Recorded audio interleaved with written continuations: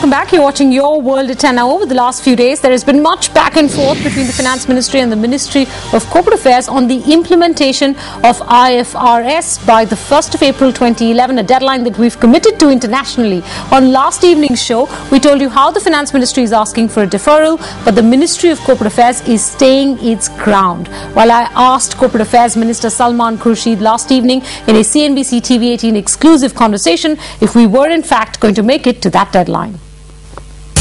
We're 4 months away from IFRS. We still require certain amendments within the extant law, that's the existing companies bill, to be able to enable IFRS. There are several other pending issues with regards to the notification of the standards. There's talk now of the further dilution of the standards.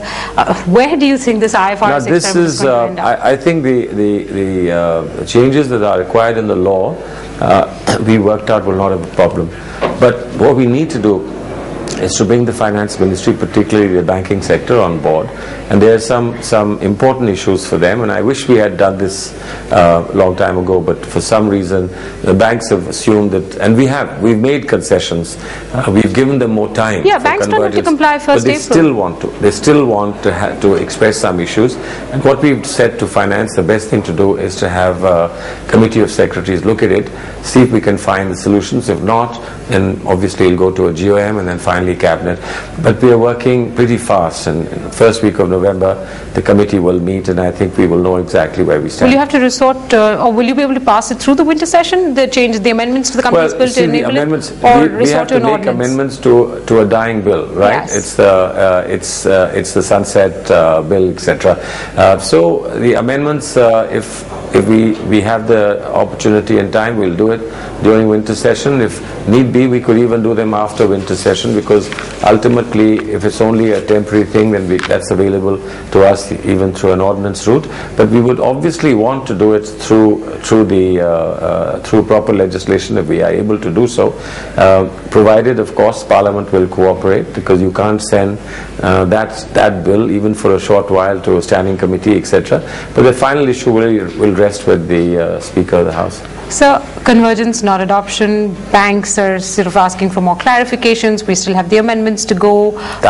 Notification. I'm coming to tax. Yeah. Notification of the standards itself, so that companies can start preparing, because they need to start working on their books of accounts. And then, of course, the tax issue, which the tax department claims that the Indian corporate environment is not ready for IFRS altogether, and they haven't done anything about being IFRS compliant, so to speak. Yeah. So, are we really going to be moving to IFRS 1st of April? Yes, we will. How? Despite all of this? We will, and let me just tell you this, that most companies that have to comply by 1st of April actually are already reporting in IFRS. So they'll be paying tax in Indian GAAP. As far as tax is concerned, that's an issue that Finance will resolve. They've promised us it will be resolved. There won't be a problem. Convergence roadmap will be there. We've announced it. We will stick to it. We have an international commitment, and we're not going to Salman Khurshid speaking with me last evening, now joining us this evening to talk about the challenges that lie ahead in the run-up to 1st April and whether we'll make that deadline or not. TV Mohandas Pai of Infosys, he also heads a SEBI subgroup on IFRS convergence. Mr. Pai, thank you very much for joining us on Your World at 10. You've seen what Salman Khurshid had to say last evening. You've heard all the source-based information that we got that's emanating from the Finance Ministry. In the context of all of this, do you still feel confident that we will in fact make that April 1st deadline? Monica, I'm very confident for many reasons. First of all, we have a staggered implementation of IFRS.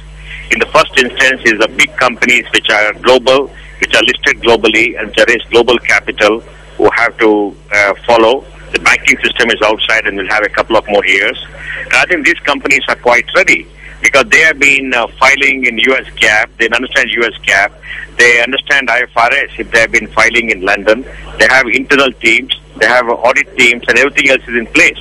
And as far as the standards are concerned, India is going in for converged standards.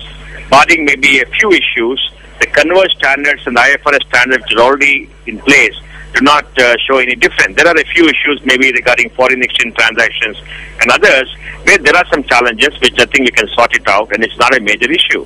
So, and the Indian standards which are converged have been put into the public domain. People know about it, people have read it, and if they're notified next month, I think industry will be ready.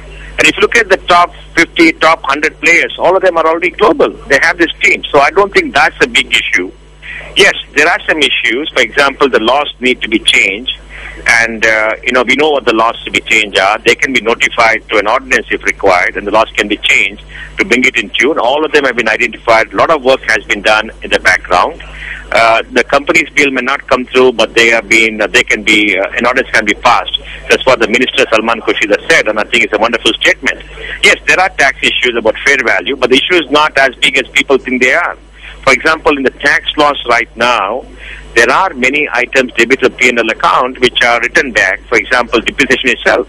Depreciation is on the WDV, and in the Companies Act, most people follow straight line, so they do that. So we need a tax clarification. The items for tax clarifications have been identified, and I think industry is going to meet the tax officials in the middle of November. And the industry, the CFO group set up by the MCA, has already identified most of the issues. The professionals have identified most of the issues, and the issues have been communicated to the ministry. So we have to sit down with them and work it out. For the next 1 or 2 months, we can work it out, because when the budget is announced on the 20th of February, we can have a couple of clauses there to talk about the tax issues and how they can be dealt with. But I think it's extremely important that India adheres to the commitment that it has made to the international community, because India is being recognized as a leader globally. And as leaders, we have to accept our commitment and get along with it. Let me also say, Menaka, this is not a new commitment.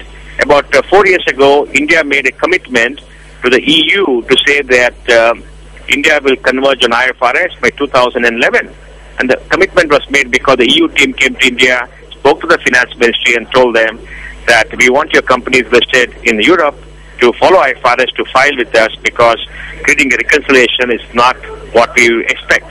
And India agreed, and that's what the MCA has upheld, to say that by 2011 we should do. And I think we should stick to the date. There are going to be some challenges, but I think together we can sit and work it out. Mohan, some challenges, we've opted for convergence over adoption. We could potentially be facing substantial dilution of some of the accounting standards. We have no clarity on the tax treatment. The minister regrets that we've left a lot of this to the last minute. We're approaching this in the khichdi fashion that we are. Does that dilute the objective with which we decided to converge to IFRS? Menaka, I wouldn't say, I agree with you substantially, but I wouldn't say it's entirely right. For example, the standards have all been put in public domain for comments. And NACAS has asked the government to notify, and I'm told they could notify in December or whatever it is. That gives 4 months. The difference between international standards and our standards are not very material. There are a couple of items which everybody knows, because, the institute has been talking about it. Training has happened to a sufficient number of people. After all, only a few companies are going to go with that on the 1st of April, not the whole of Indian industry. And critically, the banking industry is kept out, because there are, we need to work with IAS 39 and IFRS 9, and the insurance industry is not even public. So we don't have these two large industries. The rest of them are there. And multinational operating in India already do IFRS if they're European based, or you've got a European operation. So I think the skill is there. We need the last minute push. And that's why I think the MCA, the finance ministry, the industry, everybody should come together and push for it. So I'm positive, and I would strongly suggest to all stakeholders that we should push for it, we should get it behind us, and I'm sure Indian industry will respond magnificently. Well, Mohan, I have several reasons as to why I'm not as optimistic as you are, but you are talking up the government, and let's hope they are listening. At least the MCA seems to believe that this is an international commitment that we cannot go back from, so let's hope they keep their word. Mr. Pai, thank you very much for joining us on Your World at 10.